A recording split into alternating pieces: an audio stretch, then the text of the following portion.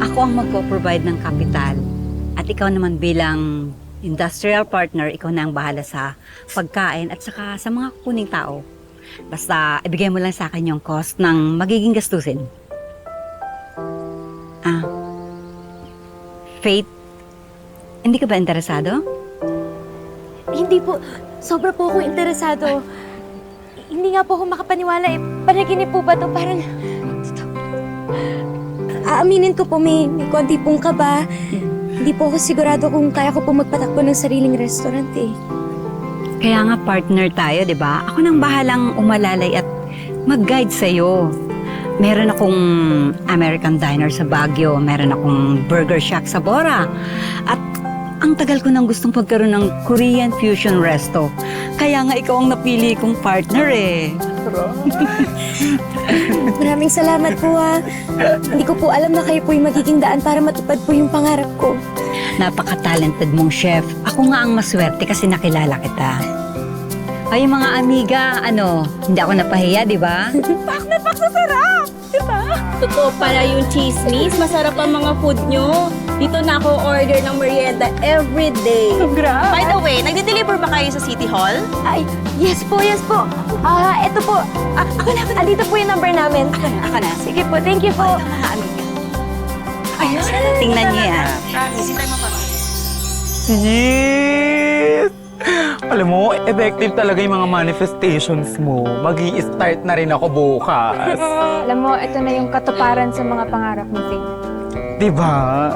Uy, Bonita. Mayan, salamat Oh, Lagi talaga kayo nakasuporta ng mga BFFs ko eh. oh, congrats! Truth! Let's go. Tara na, may gagawin pa tayo. Tara na. Ano?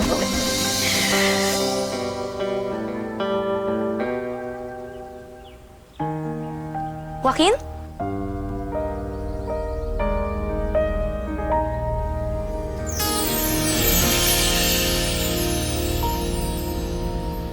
Ha?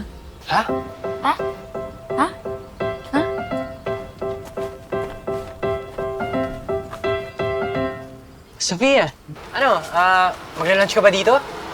Anong kailangan mo? To-take out, please, ng samgyup pancit. At your service, ma'am.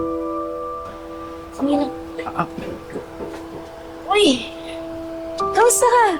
Parang natamlay ka. Masulat na ba? Si Joaquin kasi. Anong nangyari kay Joaquin? Well, the real reason kung bakit kami napunta dito sa lugar niyo is kailangan tignan ni Doc Joel si Joaquin. Mayroon kasi siyang problem with his anger issues kaya ayun, kapag natitrigger siya, hindi niya napipigilang mag-outburst. Kaya pala kayo nakasiki na Doc Joel. Akala ko naman dahil naanak lang siya. Hindi, nag-undergo ngayon sa recovery program si Joaquin ni Doc Joel. Naaawa nga ako sa kanya ng sobra pero hindi ko alam kung paano ko siya tutulungan. Well, sa pagkakaalam ko, matagal yung proseso ng mga therapy for mental health. So, kailangan niya ng suporta mo, pati ng mga kaibigan niya. Tutulungan mo naman siya, di ba, Faith? Isa ka sa mga espesyal sa kanya. Isa ka sa mga taong nagpapasaya sa kanya at saka nagpapakalma.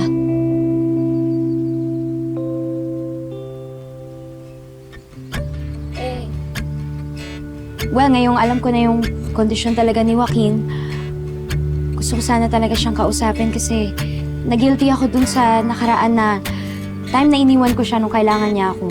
Huwag kang mag-pressure. I know how mental health is important.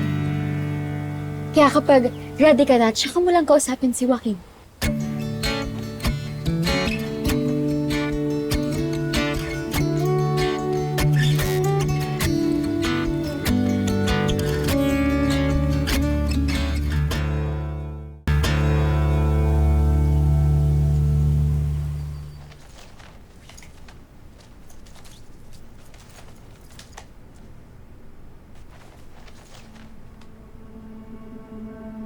Pa. Ma.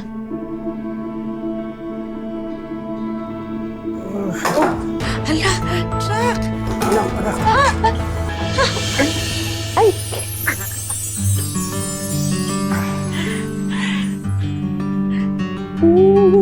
Oh, nagagalaw niya na. Pasensya na, anak. Nagbibiro lang. Magaling na ako. Dahil sa therapy na ginagawa ko, kaya maraming salamat sa'yo. Anak, ano? Paano ka? Bakit ka niluluha?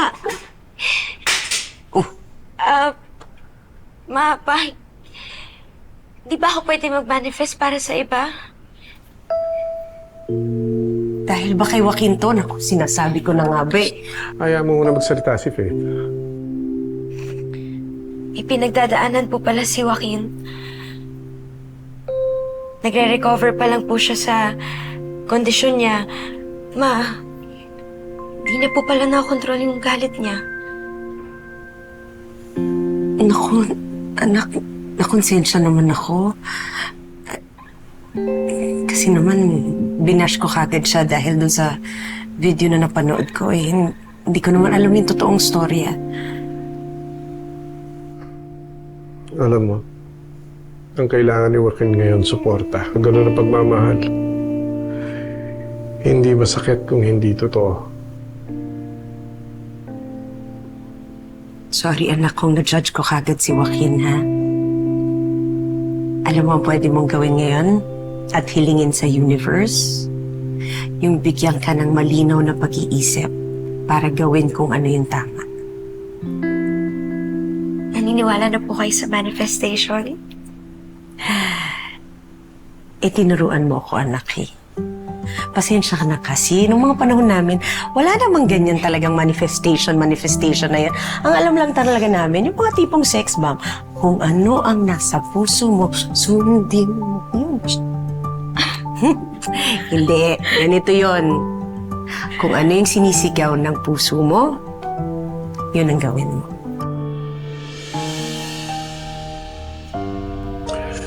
Basta anak, mabuti kang tao. Kaya may tiwala kung tama yung gagawin mo.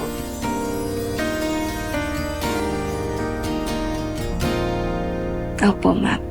Kakausapin ko po si Joaquin. Sige na.